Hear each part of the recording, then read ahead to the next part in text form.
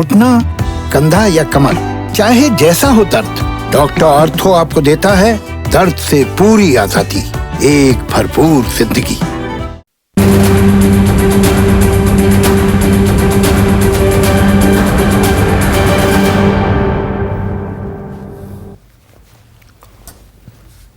नमस्कार, मैं हूं संदीप चौधरी। आज सबसे बड़ा सवाल में हम बात करेंगे वैक्सीन की।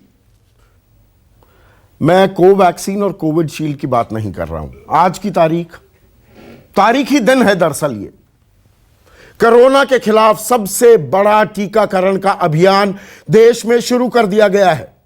अब ये जो वायरस है, जो ये संकट काल, संक्रमण काल, आपदा काल में हमने लगभग 10-11 महीने बिताए हैं, उनका अंत भी नजदीक आता दिख रहा है। लेकिन जिस वैक्सीन की मैं बात कर रहा हूं वो 52 दिन के आंदोलन से जुड़ी है। 52 दिन से किसान आंदोलित हैं, अपनी मांगों को लेकर अड़े हुए हैं, डटे हुए हैं, और बीच का रास्ता कोई निकलता दिख नहीं रहा है। 10 दौर की बातचीत हो चुकी है किसान संगठनों और सरकार के बीच, लेकिन ढाक के वही 3 पात। हालात जस के तस हैं। ऐसे में आज सबसे अहम सवाल जो मैं उठाने वाला हूं, इस समस्या, इस आंदोलन, इस दिक्कत की वैक्सीन दरअसल एमएसपी है क्या? एमएसपी ये शब्द न जाने कितनी दफा इस्तेमाल हो चुका है पिछले 52 दिनों में। मिनिमम सपोर्ट प्राइस, न्यूनतम समर्थन मूल्य। क्या न्यूनतम समर्थन मूल्य को लीगल गारंटी देना, उसे कानूनी जामा पहनाना, इस आंदोलन, इस समस्या, इस दिक्कत का वैक्सीन साबित हो सकता है? क्या यही रास्ता है? सरकार कहती है कि हम लिखित आश्वासन देने को तैयार हैं। किसान कह रहे हैं लिखित आश्वासन दे सकते हैं, तो कानूनी जामा क्यों नहीं पहनाया जा सकता? बात आती है फाइनेंशियल इंप्लीकेशंस की, आर्थिक दिक्कतों की। आर्थिक दिक्कत क्या है? क्या सरकार सारी खरीदी करती है एमएसपी पर? एमएसपी 2 दफा घोषणा की जाती है। रबी और खरीफ 2 फसलें होती हैं। हर फसल से पहले आप न्यूनतम समर्थन मूल्य की घोषणा करते हैं। 23 फसलों पर यह न्यूनतम समर्थन मूल्य मिलता है। हकीकत यह है कि इनमें से महज 2 फसलें, गेहूं और धान, इनकी खरीदी होती है एमएसपी पर। बाकी जो 21 फसलें बची, उन पर कोई एमएसपी पर खरीदी नहीं होती, सरकार भी खरीद नहीं करती है। यह चर्चा में मैं आगे आपको समझाने वाला हूं। तो यहां पर बहुत से जानकार कहते हैं 17 लाख करोड़ रुपए का अतिरिक्त बोझ पड़ जाएगा सरकार पर, बाजार डामाडोल हो जाएगा, बाजार का संतुलन बिगड़ जाएगा। क्या ऐसा है? ऐसा है तो किसान अपनी जिद पर क्यों अड़े हुए हैं? और यह दरअसल एमएसपी, ये किस चिड़िया का नाम है? ये कैलकुलेट कैसे होती है? सरकार लगातार दावा करती है, प्रधानमंत्री तक कह चुके हैं कि लागत पर 1.5 गुना कीमत हम दे रहे हैं। स्वामीनाथन आयोग की सिफारिशें हमने लागू की 2006 से 2014 तक।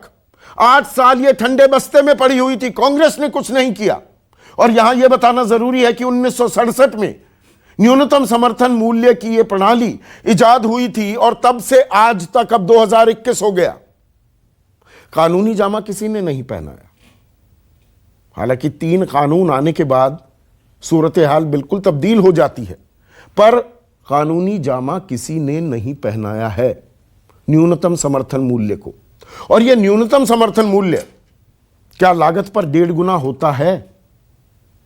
हमने आपको बता रखा है, उन चीजों को मैं दोहराऊंगा नहीं। 2015 में सरकार ने फरवरी में सुप्रीम कोर्ट में बाकायदा हलफनामा दिया था, कहा था यह कॉस्ट प्लस एक्सरसाइज नहीं है, मार्केट डिस्टॉर्शंस हो जाएंगी, यह कोई किसानों की आमदनी बढ़ाने का तरीका नहीं है। एडिशनल सॉलिसिटर जनरल, तत्कालीन additional solicitor general Maninder Singh ने यह बातें कही थी।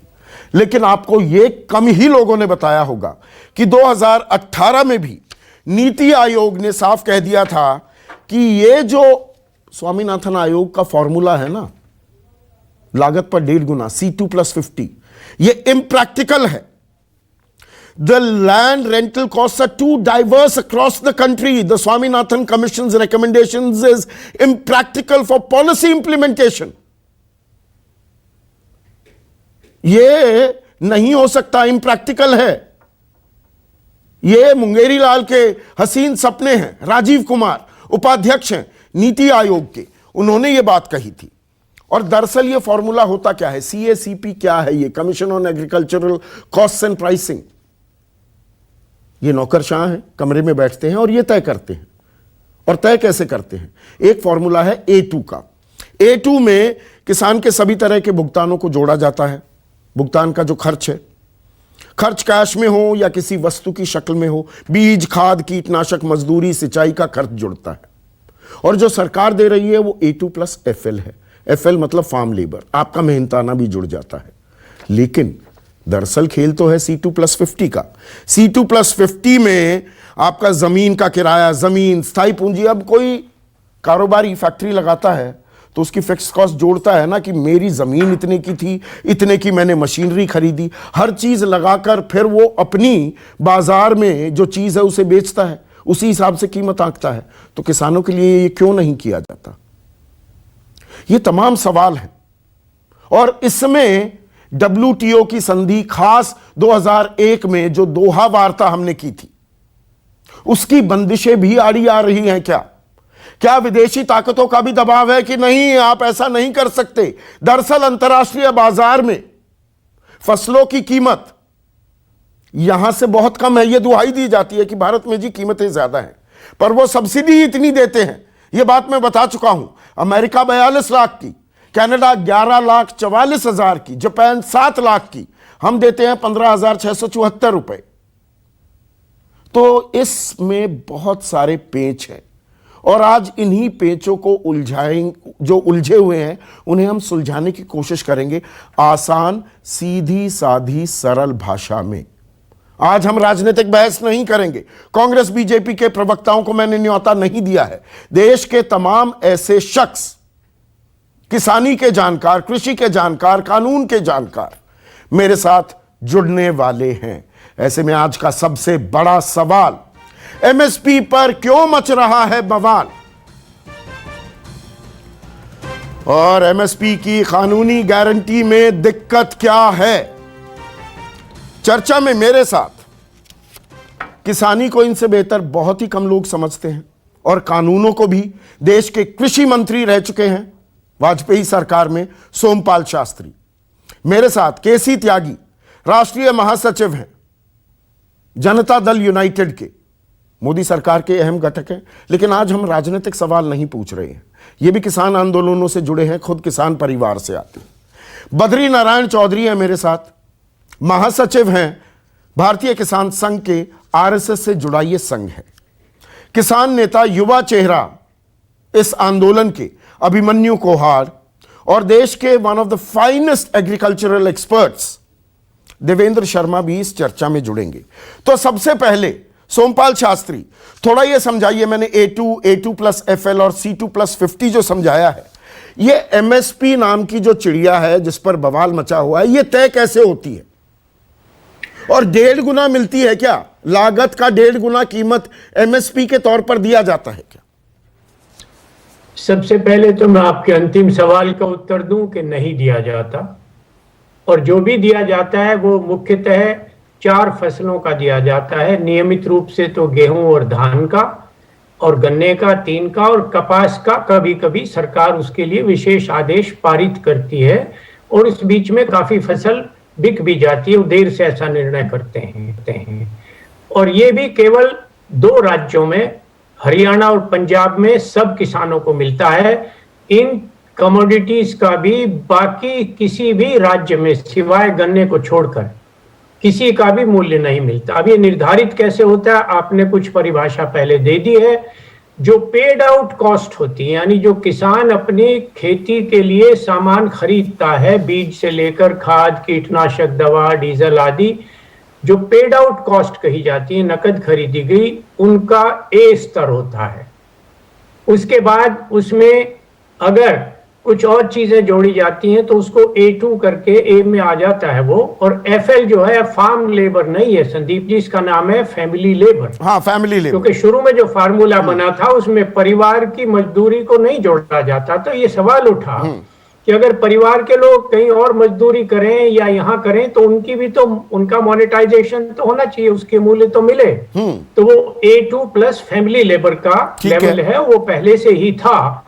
और आपने ये स्पष्ट कर दिया कि 2014 से 18 के बीच जो सब आंख मिचौली हुई, पहले कहा गया हम लागू करेंगे, फिर कहा ये संभव नहीं है, फिर 18 में निकाल कर लागू किया तो उसकी परिभाषा बदल दी। तो ये तीनों बातों से अविश्वास जगा। तो मैं ये कहना चाहता हूं कि इनकी लागत का फार्मूला आहिस्ता आहिस्ता आहिस्ता विकसित हुआ है, इवॉल्व हुआ है। जिस सन 66-67 की बात आप शुरू करते हैं संदीप जी, उस समय एक और रोचक तथ्य है जो आपके समक्ष नहीं आया कि इसका नाम MSP नहीं था उस समय इसका नाम था SMP, स्टैट्यूटरी मिनिमम प्राइस। उसको किस वर्ष में बदला गया ये मुझे ध्यान नहीं है, फिर उसको मिनिमम सपोर्ट प्राइस कर दिया। जिस बात की आज मांग की जा रही है तो 67 में वैधानिक था ये कानून, कानूनी जामा पहनाया गया था MSP को, वो SMP था। जी हाँ। तो अभी कहना यह है कि पूरे विश्व में, भारत में ही नहीं, खेती में ये जो मार्केट डिस्टॉर्शन की बात करते हैं, ये अर्थशास्त्र के मूल तत्व को छिपाकर करते हैं। अर्थशास्त्र की सारी चर्चाओं में ये बात मानी जाती है कि किसान की स्थिति ऐसी है कि उसको जुताई से लेकर और कटाई तक जितने भी काम करने पड़ते हैं, बिजाई का, पानी देने का, मेड़ बांधने का, खरपतवार निकालने का, कीटनाशक छिड़कने का और गोड़ाई करने का, और फिर काटना, ओसाना और ले जाना, ट्रांसपोर्ट, ये सारे खर्चे चलते रहते हैं। परिवार के भी सारे खर्चे चलते रहते हैं। जिस समय फसल आती है उसकी आमदनी उसी दिन होती है। तो उसको जो अपनी मोटर जल गई, ट्रैक्टर की मरम्मत करानी है, बिटिया का विवाह करना है, कुछ और खेत में कुछ वो करनी है, अपने कर्ज देने हैं, ब्याज अदा करना है, चाहे वो निजी क्षेत्र से लिया हो या बैंक से, तो उसकी जरूरतों का अंबार इतना भारी हो जाता है कि उसकी सहन शक्ति जवाब दे देती है। इसलिए किसान को उसी समय जो भी मूल्य मिले उस पर बेचना पड़ता है। इसीलिए पिछले 25 साल में सरकारी जो आंकड़ा है, NCRB का आंकड़ा है, 96 से, एक मिनट सोमपाल जी, 96 से ये आंकड़े जुटाने शुरू किए हैं NCRB ने किसानों की आत्महत्या के। 4 लाख से ज्यादा किसान आत्महत्या भी कर चुके हैं। पर मुझे बद्री नारायण चौधरी ये समझाइए, तो ये MSP सरकार कहती है लागत का 1.5 गुना दे रहे हैं, नहीं दे रहे, पर देने में दिक्कत क्या है? और जब लिखित आश्वासन हो सकता है तो कानूनी गारंटी क्यों नहीं?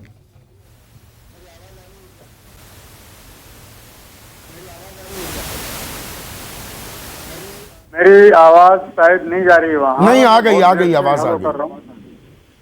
अच्छा, देखिए, MSP देने का जहां तक सवाल है तो ये सारी स्टेट गवर्नमेंट अपने यहाँ पर जो कैलकुलेशन करती है, वो जब CSCP के पास जाती है, CSCP उसके बाद में food and supply, commerce, agriculture, ये सारे मंत्रालय उसमें कटौती करते करते, यानी कोई फॉर्मूला बाद में नहीं रह जाता।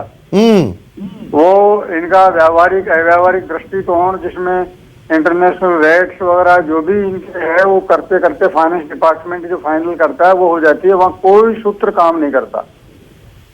इसलिए जब तक इसको संवैधानिक जामा नहीं पहनाया जाएगा, कानूनन नहीं बनाया जाएगा, या CSCP को कोई संवैधानिक अधिकार नहीं दिए जाएंगे, तब तक ये लीपापोती चलती रहेगी। पर ये तो किसी ने नहीं दिए। 67 से आज तक कानूनी अधिकार अभी है। SMP की नई जानकारी दी है सोमपाल शास्त्री ने, लेकिन अधिकांश समय, अगर पूरे समय नहीं तो ज्यादातर समय तो MSP को कानूनी दर्जा नहीं मिला है आज तक। नहीं मिला, इसलिए हम मांग कर रहे हैं कि कानूनी दर्जा मिला जाएगा तो फिर जो सिफारिश होगी वो लागू भी होगी। अभी सिफारिशें जो है वो एक रिपोर्ट की तरह हो जाती है, उसको सरकार जितना स्वीकार करती कर लेती है, और जितना काट, अभी पिछले 5 महीने के अंदर और सोलर की रेटें बढ़ गई, लोहे की रेटें बढ़ गई, प्लास्टिक के पाइपों की रेटें बढ़ गई, सब्सिडी कम हो गई खाद के अंदर, दवाइयों की महंगी हो गई, यानी इन सब का अगर जोड़ के देखो तो 40% लागत बढ़ रही है अभी। MSP तो 6 महीने पहले यानी जुलाई में घोषित कर दी इन्होंने आने वाली फसल की। अब वो सारे सोलर के ऑर्डर बंद पड़े हैं। कंपनियां जिनको टेंडर दिए थे वो कोई काम नहीं कर रही है, क्योंकि उनको अधिकार दे दिया कि आप खुद ग्राहक ढूंढो, आप खुद ही रेट फिक्स कर दी और उनको फ्री छोड़ दिया। अब वो जब मार्केट में उनकी लागत नहीं पोसा रही तो वो क्यों काम करेंगी? इसलिए गई साल भी राजस्थान स्टेट के अंदर एक भी सोलर नहीं लगा और इस साल भी 25,000 में से अब जाके सबके काम रुके पड़े। अब ऐसे में देवेंद्र शर्मा, बहुत से जानकार और सरकार की तरफ से भी ऐसे संकेत मिलते हैं कि देखिए एमएसपी को हमने कानूनी जामा पहना दिया, मार्केट डिस्टॉर्शन हो जाएगी, 17 लाख करोड़ का हमारे ऊपर दबाव पड़ जाएगा, आर्थिक बोझ पड़ जाएगा। और वो कैलकुलेशन क्या है? Correct me if I am wrong. Calculation ये है कि देश में जितनी भी पैदावार है वो सारी की सारी एमएसपी पर खरीद ली जाए तो वो 17 लाख करोड़ तक की भी फिगर आ सकती है। पर इसमें सबसे अहम सवाल तो ये है, क्या सरकार सारी खरीदी करती है? सरकार तो शांता कुमार कमेटी रिपोर्ट कहती है 6% ही खरीदी हो रही है, उसको 15% करने की कोशिश की जा रही है। सरकार थोड़ा खरीदती है सब कुछ एमएसपी पर। संदीप जी, आपने ठीक कहा कि अगर एमएसपी अनिवार्य कर दी जाए कि 23 फसलों के ऊपर जो भी ट्रेडिंग है वो उसके एमएसपी के नीचे नहीं होगी, तो इसका मतलब ये नहीं है कि सारा जो प्रोड्यूस है वो सरकार को खरीदना पड़ेगा। ये हम स्पष्ट कर दें कि ये जो 17 लाख करोड़ की जो इमेज ये बताई जा रही है या फिगर टॉस की जा रही है, ये बेसिकली एक फेयर साइकोसिस क्रिएट करने की बात है कि जनता ये लगे उसको कि हाँ ये पैसा कहां से आएगा, ये तो पूरा आधा बजट जो है वो एमएसपी में चला जाएगा। ये सब बातें जो उठ रही हैं वो उसी का एक नहीं, अच्छे खासे कानूनी जानकार, आर्थिक जानकार ये बात कह रहे हैं।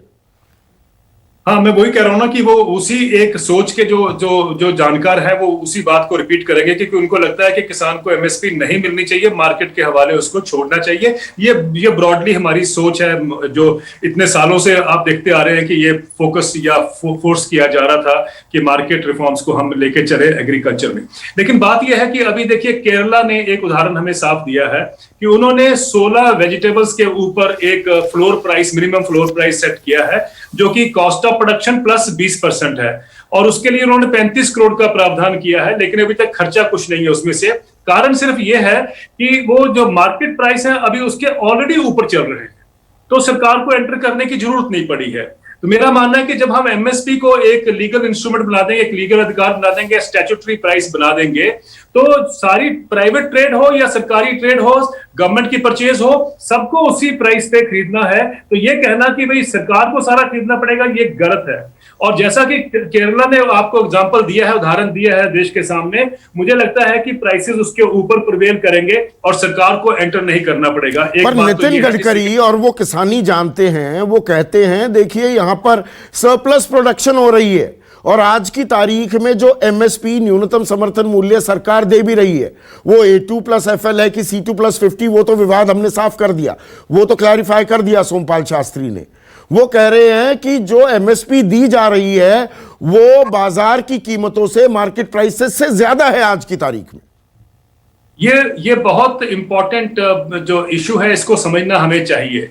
देखिए, जैसा कि आपने अपने शुरुआत के वक्तव्य में कहा था कि इंटरनेशनली जो प्राइस है, जिसको हम ये मान के चलते हैं कि इस प्राइस से हमें compete करना है, वो एक्चुअली सब्सिडीज कितनी एक्सप्लिसिट और इम्प्लिसिट सब्सिडीज उसमें जाती हैं, उसके कारण या उसके ही उसका आउटकम जो है वो इंटरनेशनल प्राइस है। मैं आपको एक उदाहरण देना चाहता हूं। अमेरिका में इस समय 38% जो गेहूं का दाम है, जिसको इंटरनेशनल प्राइसेस बाद में बन जाता है या जहां भी वो डंप करते हैं उसको डंपिंग प्राइस कहा जाता है। यानी वो उसमें इतनी सब्सिडीज होती हैं कि वो उनकी कॉस्ट ऑफ प्रोडक्शन से वो कम हो जाता है और हमारे यहां पर हमें वो उसको हम इंटरनेशनल प्राइसेस के लगभग मान लेते हैं। इस तरीके से कॉटन की सब्सिडीज देखें दुनिया भर में। नहीं, आसान भाषा में समझाइए। फर्ज कीजिए 100 रुपए वहां पर एमएसपी है गेहूं का, वो खरीदती हैं बहुराष्ट्रीय कंपनियां 60 रुपए में, 50 रुपए में, वो अंतरराष्ट्रीय बाजार में इस कीमत पर बेचती हैं और जो किसान को नुकसान होता है 50 रुपए का या 60 रुपए का, वहां सब्सिडी के तौर पर अमेरिकी सरकार किसानों को दे देती है। आप ये कह रहे हैं? आपने बिल्कुल ठीक, अच्छे तरीके में समझाया लोगों को। और मैं इसमें एक और बात ऐड करना चाहता हूं। एक तो हम इंटरनेशनल प्राइस को देखते हैं, उसके अलावा अभी एक OECD की रिपोर्ट आई है कि वो कहती है कि हिंदुस्तान में जो दाम मिलता है वो इंटरनेशनल प्राइस से भी 13% कम है। वहां इतनी सब्सिडी देने के बावजूद $900 बिलियन की सब्सिडी देता है अमेरिका, 42 लाख रुपए की सब्सिडी अपने किसानों को, और उसके बावजूद हमें जो हम 15,647 रुपए देते हैं सब्सिडी, तो भी 13% कम है हमारे दाम। इंटरनेशनल प्राइस से 13% कम है। इसका मतलब है कि को दो बार मार पड़ती है। एक तो जिस इंटरनेशनल प्राइस को हम लेके चल रहे हैं उससे भी वो तो ऑलरेडी कम है, क्योंकि वहां पर सब्सिडीज मिलती हैं जिससे प्राइस ड्रॉप होता है। कॉटन की सब्सिडीज की अगर हम बात करें, समझने की बात है कि अगर वो सब्सिडी जितनी मिलती है अमेरिका में उससे उसको हटा दिया जाए तो प्राइस जो है तकरीबन 40% बढ़ जाएगा इंटरनेशनल प्राइस। अगर 40% बढ़ जाएगा तो हमारा किसान जो है उसकी एमएसपी ज्यादा नहीं बनती है, लेकिन क्योंकि वहां प्राइस सब्सिडी के करके कम हो जाते हैं तो हमें लगता है कि हमारा किसान जो है वो इनएफिशिएंट है, वो ग्लोबली कॉम्पिटिटिव नहीं है। लेकिन हमारा किसान सब्सिडीज के साथ कंपीट कर रहा है, ना कि मार्केट एफिशिएंसी के साथ कंपीट कर रहा है। और इसमें एक और बात है, देखिए केसी त्यागी, क्योंकि आपकी सरकार भी है बिहार में एपीएमसी व्यवस्था 2006 में हटा दी गई। ये बड़ा यहां पर एक नैरेटिव जो बनाने की कोशिश है कि ये पंजाब हरियाणा के किसान ही इतने आंदोलित क्यों हैं। ये देश भर का आंदोलन नहीं है। 85 से 89% की खरीदी, 6% पूरे भारत का औसत है, लेकिन 85 से 89% खरीदी गेहूं और धान की हरियाणा और पंजाब में होती है। उनको लगता है अगर ये कानून आ गए तो ये पूरा का पूरा जो ढांचा है वो तितर बितर हो जाएगा, हमारी खरीदी नहीं होगी, तो इसलिए वो आंदोलित हैं। बिहार में एमएसपी मिलता है क्या किसानों को? संदीप जी, सोमपाल शास्त्री जी भारत सरकार में कृषि मंत्री रहे हैं।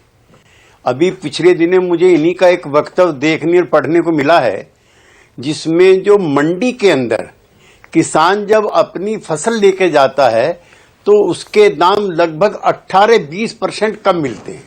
मैं और शास्त्री जी, और शायद आपका भी अनुभव हो, और जो अपने बद्रीनारायण जी हैं, मैं तो खुद मंडी में गया हूं। देखिए, मंडी का जिक्र मत कीजिए। सर छोटू राम ने रिफॉर्म्स किए, चौधरी चरण सिंह ने सुझाए थे। मंडी भी लूट का सबसे बड़ा केंद्र हुआ करता था, और शास्त्री जी ने रिकमेंड किया है कि अगर सुधार ही करने हैं आपको, जो ये नए कृषि सुधार, जो नए औद्योगिक सुधार है, जिन्हें न्यू लिबरल पॉलिसी कहा जा रहा है आजकल, तो कृषि के क्षेत्र में तो आपने कुछ किए भी नहीं। कई जगहों पर तो मंडी जो है 2000 गांव पर है, कई पे इतना कम दूरी पर है।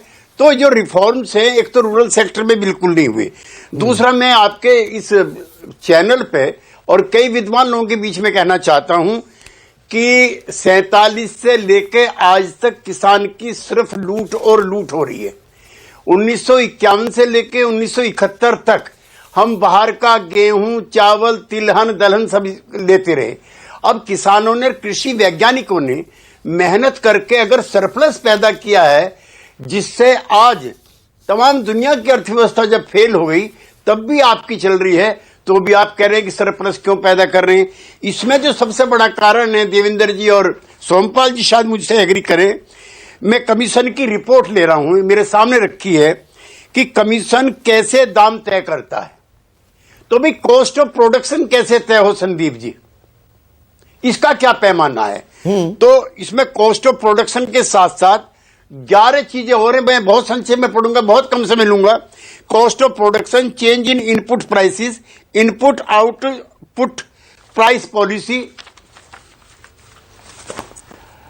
Trends in market prices, demand and supply, intercrop price parity, effect on industrial cost structure, effect on general prices level, effect on cost of living, international market price situation, parity between prices paid and prices received. अभी जो बद्री जी कह रहे थे, अब 50,000 रुपए दाम बढ़ा दिए हैं सारे देश के कार निर्माताओं ने। क्या उन्होंने सरकार से पूछा? क्या कहीं डिबेट हुई है क्या? तो उनका कहना यह है कि रॉ मेटेरियल के दाम बढ़ गए हैं। मैं आपके चैनल पे पूरी दुनिया को चैलेंज करके कहना चाहता हूं कि 47 से लेकर के आज तक के बीच में पेट्रोल और डीजल के इतने दाम विश्व में, हिंदुस्तान में कभी नहीं थे जितने आज हैं। फर्टिलाइजर के दाम बढ़े हैं, बिजली के दाम बढ़े हैं। कौन? अच्छा, और मैं उसका पक्षधर हूं, मैं उसका विरोध नहीं करना चाहता। जो मिनिमम वेज है वो भी बढ़ी है। नहीं बढ़ा है तो किसान का एमएसपी नहीं बढ़ा। और भाई मैं एमएसपी पे भी आपसे बहुत अदब के साथ कह रहा हूं, अब हमें एमएसपी भी नहीं चाहिए, हमें लाभकारी मूल्य चाहिए। ये तो 1966 में दया के तौर पर लाल बहादुर एमएसपी तो मिल नहीं रहा, आप लाभकारी मूल्य की बात कर रहे हैं। एमएसपी देने में ही यहां पर फांस अटकी हुई है। मैं कह रहा हूं एमएसपी फ्रॉड है, मैं आपके चैनल पे कह रहा हूं। एमएसपी ना मिलती है ना बाहर मिलती, सिर्फ जो जो जो खरीद सरकार करती है सिर्फ वो एमएसपी है। तो आपके आंकड़ों के मुताबिक जो सोमपाल जी और जो ये अपने मित्र देवेंद्र जी कह रहे हैं, तो 90% किसान तो लूट रहा है। अब ये केरला का जिक्र कर रहे थे अभी देवेंद्र जी, मेरे पास एक आंकड़ा आया है, केरल सरकार ने इस साल 2748 रुपए प्रति क्विंटल केंद्र की जो एमएसपी है उससे ज्यादा दिया है, जिसके मुताबिक 900 रुपए ज्यादा पर क्विंटल। आप धान की बात कर रहे हैं, पैडी की बात कर रहे हैं। हाँ, तो जो भावांतर है, मैं धान की बात कर रहा हूं। जो धान हरियाणा पंजाब की मेन क्रॉप है, मध्य प्रदेश की। तो मेरा ये कहना है कि कॉस्ट ऑफ प्रोडक्शन कैसे तय हो, जरा इनसे पूछिए सोमपाल शास्त्री जी से। ये देश के कृषि मंत्री रहे हैं और ये कृषि मूल्य आयोग के चेयरमैन भी हो गए थे, माफ करना कृषि आयोग के। वो तो बीच में सरकार की अदला बदली होगी। तो कॉस्ट ऑफ प्रोडक्शन कैसे तय हो, ये जो आपने दिया है गेहूं का, चावल का, ये कैसे तय हो? जो सोमपाल शास्त्री क्विक रिस्पॉन्स चाहूंगा। ना काफी है। ये कह रहे हैं एमएसपी भी फ्रॉड है, लाभकारी मूल्य दिया जाए। इसके बारे में चर्चा भी होती है या 6 नौकरशाह कमरों में बैठ के तय कर लेते हैं और किसान को वही दाम मानना पड़ता है? आप मेरे से पूछ रहे हैं? जी जी जी सोमपाल जी, मेरा ये कहना है, एक तो मैं त्यागी जी को थोड़ा करेक्ट कर दूं, मैं सीएसीपी का चेयरमैन नहीं था। नहीं, उन्होंने कहा किसान आयोग। नहीं, इन्होंने कहा कि उसके एग्रीकल्चर उसके, हाँ, जो किसान आयोग था जिसके स्वामीनाथन बाद में बने, उसका हाँ, पहला अध्यक्ष मैं ही नियुक्त हुआ था। वही बोला। तो अभी मैं आपको ये कहना चाहता हूं कि देखिए ये फार्मूला इवॉल्व हुआ है। जी जी, थैंक यू। तो मेरा ये कहना है कि 1967 में केवल A2 दाम के ऊपर एसएमपी तय हुआ था और केवल 4 जिन्सों का था। 1986 में जब वीपी सिंह जी वित्त मंत्री थे, उस समय हमसे चर्चा करके मेरे ही एक पेपर पर उन्होंने इस प्रणाली को 22 कमोडिटी के ऊपर एक्सटेंड किया था। 13 नवंबर 1986 को agriculture price policy a long term perspective 39 page का दस्तावेज है, वो पार्लियामेंट में उपलब्ध है। मैंने त्यागी जी को कहा भी था देख लें उसको। तब से ये 22 हुई थी, एक फिर बाद में जुड़ी। अब देखिए सवाल ये आता है कि इसमें बहस की गुंजाइश नहीं है। जो commission on agriculture cost and prices है, उसकी प्रत्येक रिपोर्ट में एक वाक्य रहता है कि आशा ये की जाती है कि किसानों को लाभकारी मूल्य मिलेंगे और मिनिमम सपोर्ट प्राइस से ऊपर मिलेंगे। परंतु अब तो विडंबना यह है कि minimum support price maximum support price हो गई है। Exactly. और वो भी फिर दोहराता हूं, केवल 2 राज्यों में और 2 कमोडिटी को मिलती है, उसके अलावा गन्ने को मिलती है।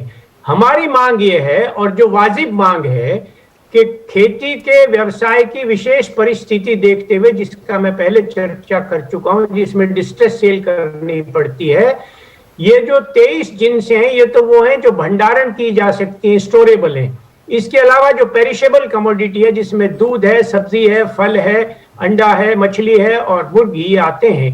इनका भी एक न्यूनतम समर्थन मूल्य जैसा केरल ने तय किया है, उसमें सरकार को देने की आवश्यकता नहीं है। उस बोली से मंडी में शुरू हो जाए। और मंडियों की आवश्यकता इन्होंने, डॉक्टर शर्मा बताएंगे आपको, ये इन्होंने, देवेंद्र शर्मा जी ने हिसाब लगाया था, हमने भी लगाया कि देश में मांग जरूरत तो है 42,000 से 46,000 मंडियों की, और है कुल 6-7 हजार मंडियां।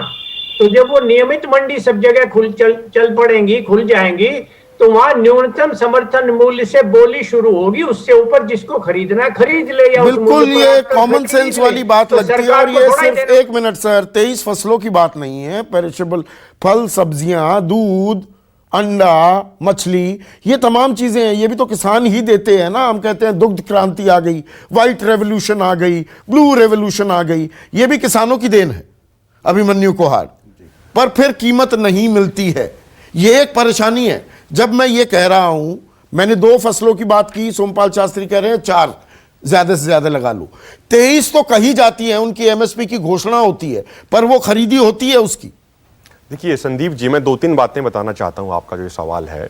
सबसे पहले कि क्लैरिफिकेशन करना जरूरी है कि जो सरकार एमएसपी पे आज के दिन बोल रही है वो देश को गुमराह कर रही है। सरकार ये कह रही है कि जो अब तक एमएसपी पे खरीद होती आई है उसको वो लिखित में देने को तैयार है कि ये आगे भी जारी रहेगी। हमारी ये मांग नहीं है। हमारी मांग ये है कि जिन 23 फसलों का एमएसपी सीएसीपी तय करता है उनको एमएसपी पर खरीदे जाने की गारंटी का कानून बनाया जाए। और जो बात अभी सोमपाल शास्त्री जी कर रहे थे, 2018 में मध्य प्रदेश हाईकोर्ट ने अन्नदाता किसान समिति बना मध्य प्रदेश सरकार के केस में कहा कि मंडी के अंदर किसी भी फसल की पहली बोली एमएसपी पर ही लगनी चाहिए, उससे नीचे उसकी पहली बोली नहीं लग सकती है।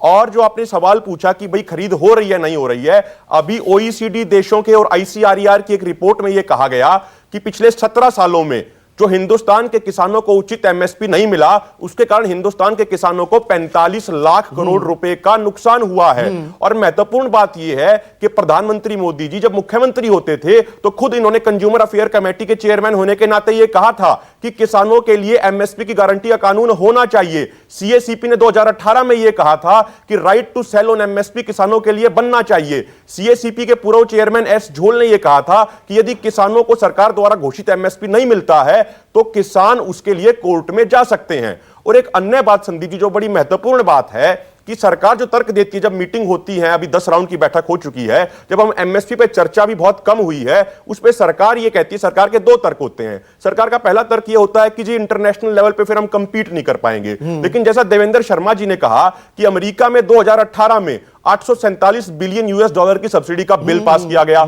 चाइना हर साल अपने किसानों को 212 बिलियन डॉलर की सब्सिडी देता है। यूरोप 100 बिलियन डॉलर की सब्सिडी देता है। ओईसीडी देश 240 बिलियन डॉलर की सब्सिडी देते हैं। नॉर्वे में प्लस 60% सब्सिडी दी जाती है। हमारे यहां पे सब्सिडी दी जाती है -5.7।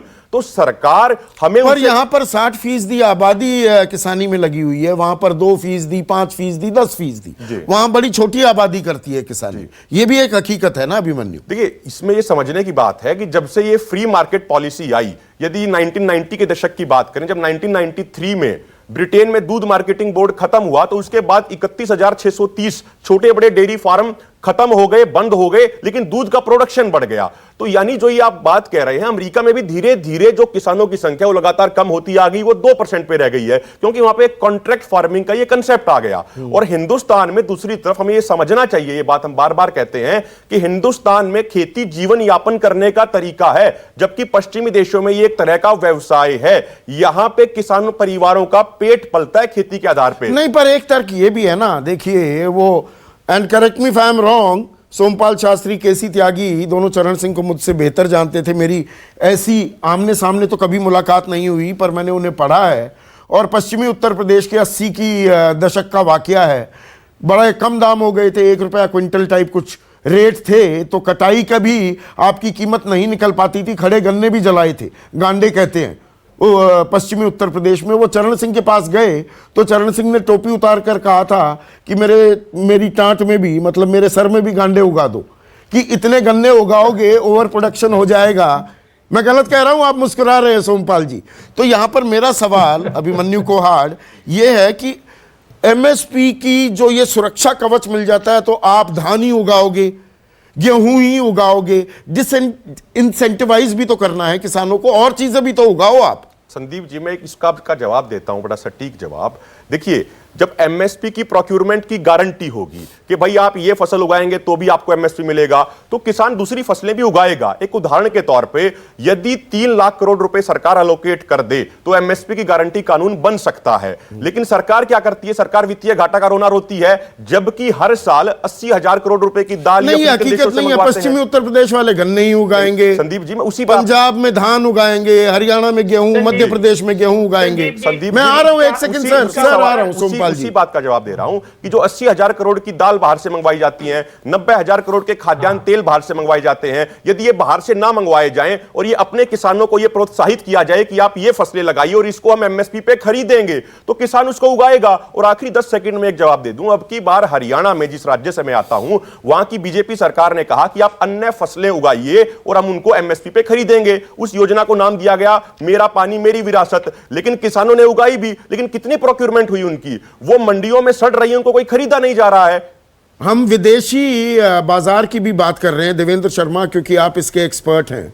दरअसल खेल जो मैंने अपने शुरुआती संबोधन में भी कहा, ये 2001 की दोहा वार्ता जो हुई थी, जो WTO संधि है, उसमें विकासशील देशों को अपनी सब्सिडी 10% से कम करनी है।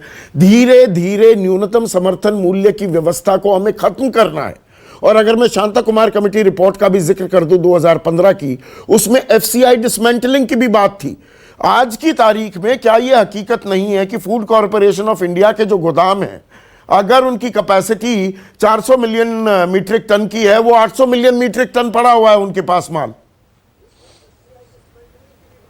देखिए, जो आपने कहा है कि जो इंटरनेशनल डायमेंशन अगर हम इसका देखना चाहते हैं, तो ये बिल्कुल ठीक कहा कि WTO ने अभी पिछले हफ्ते जो एक इंडिया का ट्रेड रिव्यू हुआ है, उसमें अमेरिका ने WTO में कहा है कि भारत को अपनी जो फूड सपोर्ट प्रोग्राम है, फार्म सपोर्ट प्रोग्राम यानी MSP को डिसमेंटल करना है। उनका ये कहना है कि हम ऑलरेडी 10% की बजाय हम 60, 70, 80% दे रहे हैं, बल्कि अगले साल तो ये एक्सपेक्टेड है कि दालों का जो हम सब्सिडी देते हैं वो भी MSP के माध्यम से वो भी बढ़ जाएगा, वो जो प्रोविजन है उसको क्रॉस कर और जो 80,000 करोड़ की दालें आयात करते हैं हर साल, वो दे दो किसानों को दाम। लेकिन जो MSP की मैं बात कर रहा हूं, तो उस पर ये हमारे पे दबाव है, ये हम ना भूलें। और यही कंट्रीज जो हैं, अमेरिका, यूरोप जो हैं और कनाडा, तीनों को देख लें तो ये 90% जो ट्रेड डिस्टॉर्टिंग सब्सिडीज हैं इसमें, जिसको कहते हैं हम यही फार्म सपोर्ट की बात कर रहे हैं, वो तीनों कंट्री देते हैं। तकरीबन $160 बिलियन की ये सब्सिडी देते हैं फार्म सपोर्ट के लिए। जैसा कि अभी देखिए यूरोप जो है, यूरोप जो दूध को सब्सिडी देता है वो 65% होती है, या प्राइस देता है वो 65% ज्यादा है compare to the milk price. तो ये समझना हमें है कि वो जो मिल्क प्राइस सस्ता हो जाता है, फिर उसकी डंपिंग होती है दूसरे देशों में, विकासशील देशों में, और फिर वो मार्केट ढूंढ रहे हैं भारत में, और अमेरिका भी ढूंढ रहा है भारत में, क्योंकि हमारे पे दबाव है अंडर US FTA और यूरोपियन यूनियन के साथ जो FTA हो रहा है कि अपनी दूध की मार्केट खोलिए, हम आपको सस्ता दूध FCI के गोदामों में सरकारी खरीद के जरिए दुगने भंडारण पड़े हुए हैं, ऐसे में ये FCI डिसमेंटल हो जाएगा, ये जो शंकाएं जाहिर की जाती हैं, इनमें कितना दम है? देखिए, इसमें ये शंकाएं नहीं है, ये तो FCI की जो रिपोर्ट है वही ये कह रही है कि भाई हमें इसको जाके कमर्शियल ऑर्गेनाइजेशन बनाना है, एक्सपोर्ट के ऊपर फोकस करना है।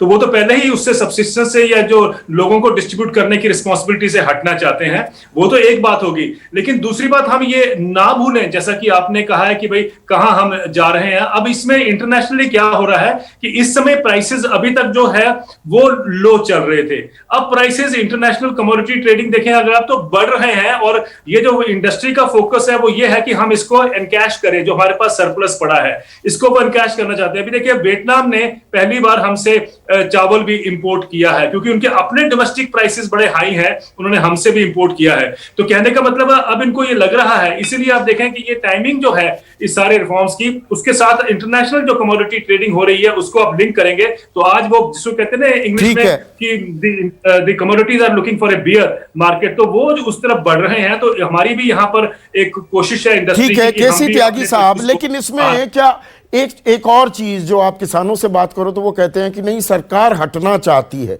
सुधांशु त्रिवेदी राज्यसभा सांसद हैं, बीजेपी के राष्ट्रीय प्रवक्ता हैं, वो कह रहे थे कि राजा बने व्यापारी, प्रजा बनेगी भिखारी, की राजा व्यापारी थोड़ा बनेगा। तो सरकार, केंद्र सरकार की मैं बात कर रहा हूं, खरीदी से पीछे भी हटती दिखाई दे रही है क्या? इसीलिए MSP को कानूनी जामा नहीं पहनाया जाता और जी राज्य सरकारें खरीद लेंगी, तो ये संघीय ढांचे की एक समस्या भी बना दी जाए, क्या ये भी हो रहा है? मैं आ रहा हूं सोमपाल जी, एक मिनट पहले केसी त्यागी। देखिए, उस पे मैं बाद में आऊंगा। पहले मैं पब्लिक डिस्ट्रीब्यूशन सिस्टम को लेकर कुछ कहना चाहता हूं। UN की एक संस्था है FAO, शास्त्री जी भी गए होंगे वहां पे जरूर, मंत्री होने के नाते मुझे भी जाने का सौभाग्य मिला है। उसके जो चेयरमैन हैं या बड़े अधिकारी हैं, उनको अभी प्राइज मिला है, नोबेल प्राइज। उनकी अपनी रिपोर्ट में पढ़ रहा था, उनके मुताबिक 2021 में ऊंचे पैमाने पर संकट कृषि में आने वाला है। भूख की आशंका उन्होंने बताई है। सहारा डिजर्ट के साथ साथ south Asia including India, Bharat में भी अन्न संकट पैदा होकर के मौतें भूख से हो सकती हैं। Number 1। Number 2, public distribution system के तहत मैं बहुत विनम्रता से शास्त्री जी कह रहा हूं, 70-75 करोड़ लोगों को 6 महीने राशन दिया गया है।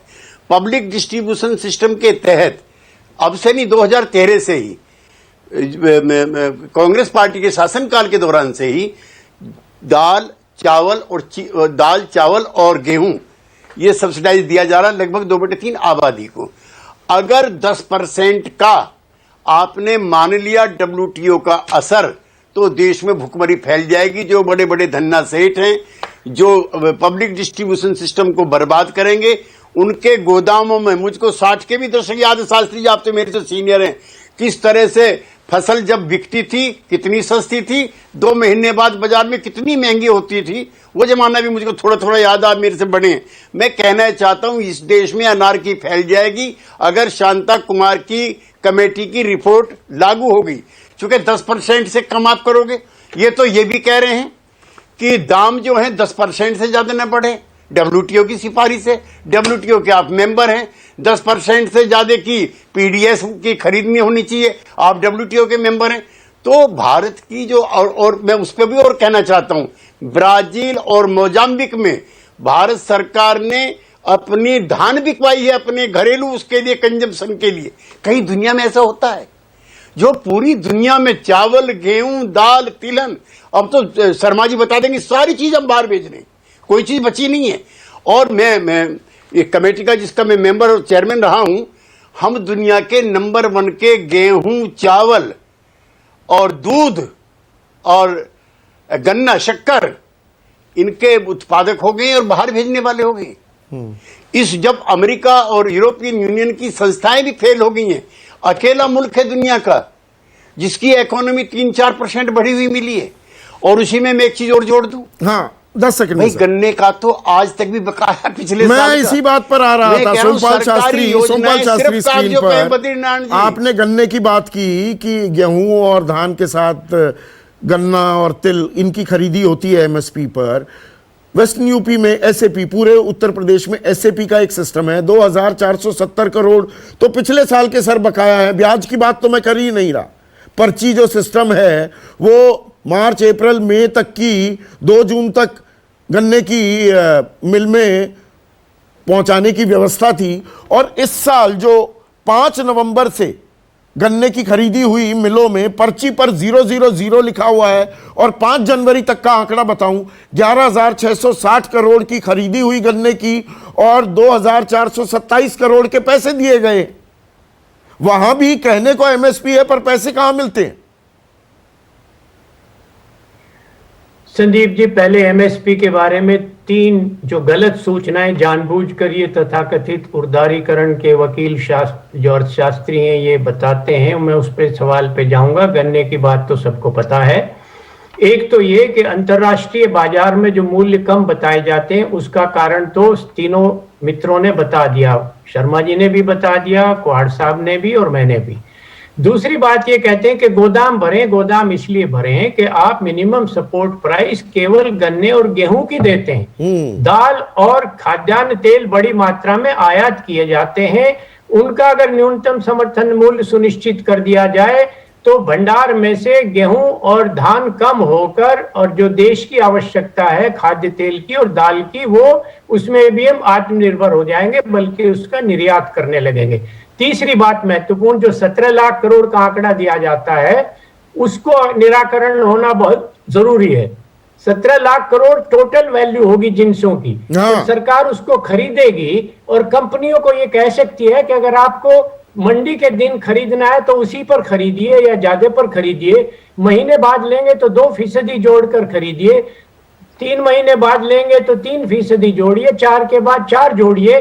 तो उसकी एक ग्रेडेड प्राइस टाइम के हिसाब से करते हैं। वो डिस्पोजेबल आइटम है, वो एसेंशियल कमोडिटी है, वो समुद्र में थोड़ा ही फेंकनी है। उस 17 लाख करोड़ का सरकार 17 ही नहीं बल्कि 20 लाख करोड़ वसूल कर सकती है, क्योंकि दाल मिल वाला, आटा मिल वाला, दलिया वाला, दूसरी चीज बनाने वाले वो मिल थोड़ा ही बंद करेंगे, वो सरकारी उससे खरीदेंगे उसके बाद। तो उसकी एक ग्रेडेड प्राइस आप तय कर दीजिए, सबके समाधान है। परंतु कोई सुनना चाहे तब ना आधा घंटे हमको बैठा दिए, हम लिख कर दे देंगे कि इस तरह से आपकी रिकवरी होगी। तो सुनवाई होनी चाहिए, इसीलिए हम ये चर्चा कर रहे हैं। बद्री नारायण बाबू, एक और बात है, और ये जो मैं WTO की बात कर रहा हूं ना भाई, MSP पर रोक लगाने या उसे हटाने की बात है, आप उसका नाम बदल दो दूसरे तरीके से, जैसे अमेरिका देता है, कनाडा देता है, जापान देता है, चाइना देता है, अपने किसानों को समर्थन आप दीजिए ना। इस सरकार ने तो 2014 में जो राज्य सरकारें बोनसेस देती थी उस पर भी रोक लगा दी।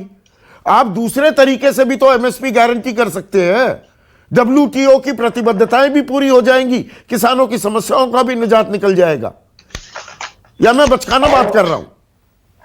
हाँ, आउट बॉक्स के बजाय और इनर बॉक्स में दी जा सकती हैं, लेकिन संकट यह है कि हमारा जो ऑफिसर क्लास है, ब्यूरोक्रेट्स हैं, उन्होंने आज तक इस विभाग के अंदर डाटा संकलन का काम नहीं किया।